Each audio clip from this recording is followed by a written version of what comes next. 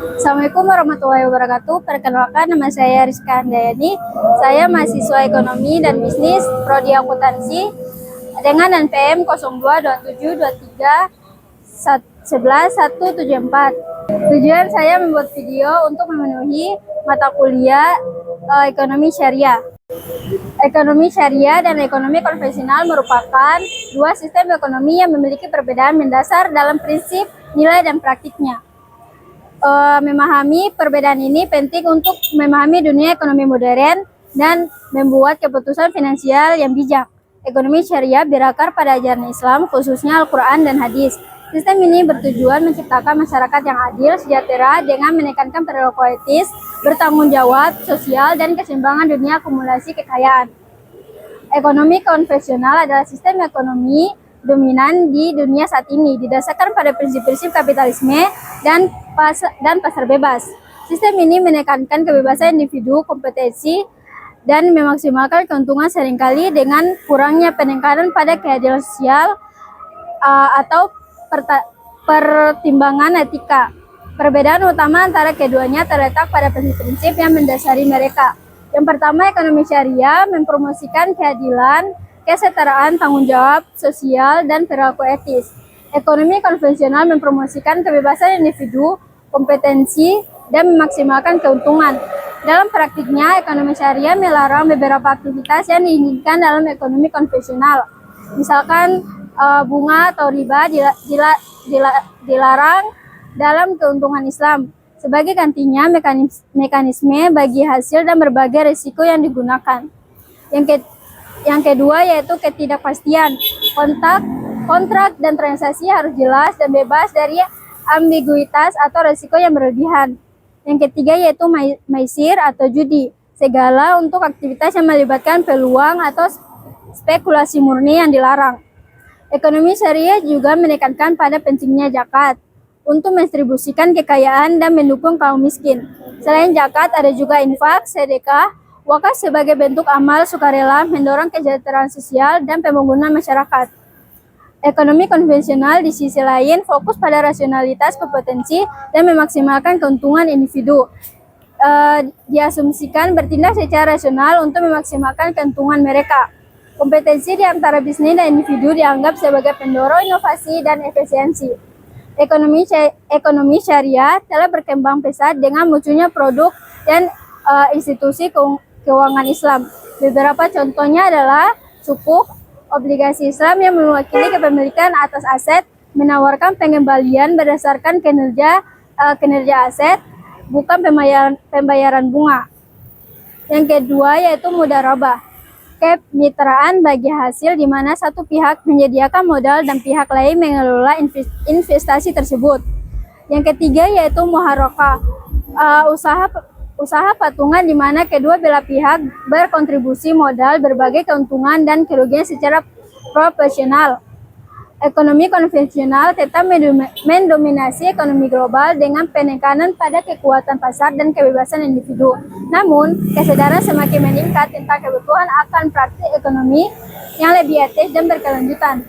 Meskipun ekonomi syariah dan ekonomi konvensional memiliki prinsip pendekatan yang berbeda, keduanya bertujuan untuk mengatasi tantangan ekonomi fundamental. Ekonomi syariah menekankan perilaku etis, tanggung jawab sosial, dan distribusi kekayaan yang adil sementara ekonomi konvensional fokus pada kebebasan individu, kompetensi, dan memaksimalkan keuntungan. Masa depan ekonomi mungkin melibatkan integrasi yang lebih antara kedua sistem ini, menggabungkan pertimbangan etika dan tanggung jawab sosial ke dalam wacana ekonomi arus utama. Semua sistem ekonomi bertujuan untuk menyejahterakan masyarakat. Cara yang digunakan oleh manusia untuk mengatur penyediaan material. Hanya saja, cara yang digunakan untuk mewujudkan hal tersebut berbeda antara satu negara dengan negara yang lain.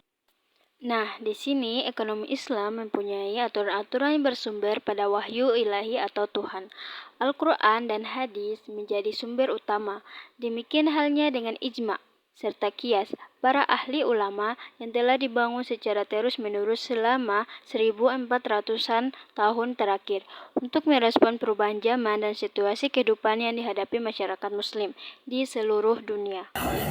Terus, sistem ekonomi kapitalis merupakan sistem ekonomi yang berasal dari Eropa yang kemudian menyebar ke seluruh dunia. Sistem kapitalisme menggantikan sistem fundamental yang memberikan kekuasaan besar kepada bangsawan. Fundamental dinilai mengakibatkan eksploitasi dari kaum bangsawan terhadap masyarakat yang dianggap yang tinggal di wilayah tersebut, terutama para petani. Fundamental juga dianggap membatasi akses masyarakat dalam kepemilikan atau suatu bidang tanah.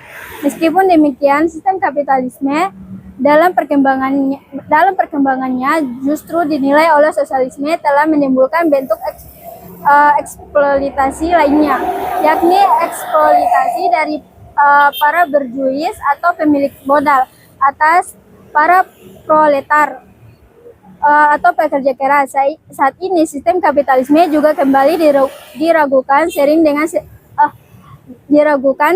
dengan seringnya terjadi krisis ekonomi. Perbedaan landasan, aturan, atau nilai dapat menghasilkan sistem ekonomi yang berbeda.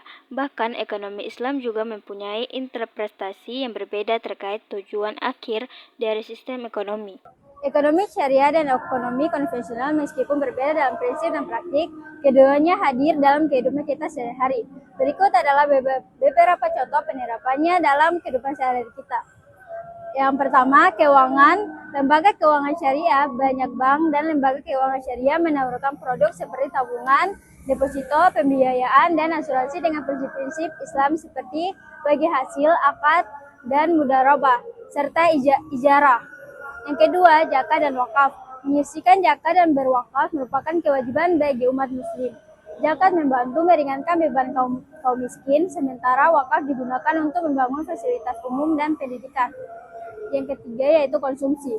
Memilih produk halal meningkatkan kesadaran dan produk halal mendorong banyak produsen untuk mencantumkan sertifikasi halal pada produk mereka. Yang keempat, berbelanja dengan prinsip Islam. Memilih toko dan penjual yang jujur, menghindari riba dalam transaksi, yang menghindari pembelian barang yang mengandung unsur gharar atau ketidakpastian, dan maisir atau judi. Yang kelima yaitu bisnis. Bisnis syariah mendorong pertumbuhan bisnis yang sesuai dengan prinsip-prinsip Islam, seperti usaha yang halal, adil, dan transparan. Dan ekonomi konvensional dalam kehidupan sehari kita yaitu dalam keuangannya, yaitu lembaga keuangan konvensional. Bank konvensional menawarkan berbagai produk keuangan seperti tabungan, deposito, kredit, dan asuransi dengan sistem bunga dan mekanisme pasar bebas. Yang kedua yaitu investasi. Berinvestasi di saham, obligasi, dan reksadana konvensional merupakan salah satu cara untuk menumbuhkan aset dan mendapatkan keuntungan. Yang kedua yaitu konsumsi, membeli barang dan jasa. Membeli barang dan jasa yang tersedia di pasaran, baik yang diproduksi secara konvensional maupun yang menggunakan teknologi modern. Manfaat infrastruktur publik memanfaatkan fasilitas publik seperti jalan raya, transportasi umum, dan layanan kesehatan yang disediakan oleh pemerintah. Yang berikutnya yaitu bisnis konvensional mendorong pertumbuhan bisnis yang didasarkan pada prinsip-prinsip kapitalisme seperti persaingan bebas, profit, maksimasi, dan efisiensi. Terus, integrasi dan perpaduan. Meskipun ada perbedaan, kedua sistem ekonomi ini dapat saling melengkapi dan berintegrasi dalam kehidupan kita. Misalnya, lembaga keuangan syariah dapat bekerja sama dengan lembaga keuangan konvensional untuk menyediakan produk dan layanan yang lebih inklusif. Tantangan dan peluang penerapan ekonomi syariah di Indonesia masih menghidupi beberapa tantangan, seperti kurangnya infrastruktur, kurangnya sumber daya manusia, dan kurangnya kesadaran masyarakat. Namun, potensi ekonomi syariah di Indonesia sangat besar, mengingat jumlah penduduk Islam yang besar. Jadi, di sini kesimpulannya yaitu ekonomi syariah dan ekonomi konvensional memiliki peran penting dalam kehidupan kita. Memahami prinsip dan praktik kedua sistem ini dapat membantu kita membuat keputusan finansial yang bijak, membangun bisnis yang etis, berkontribusi pada pengguna ekonomi yang berkelanjutan. Jadi sekian dari video saya. Terima kasih.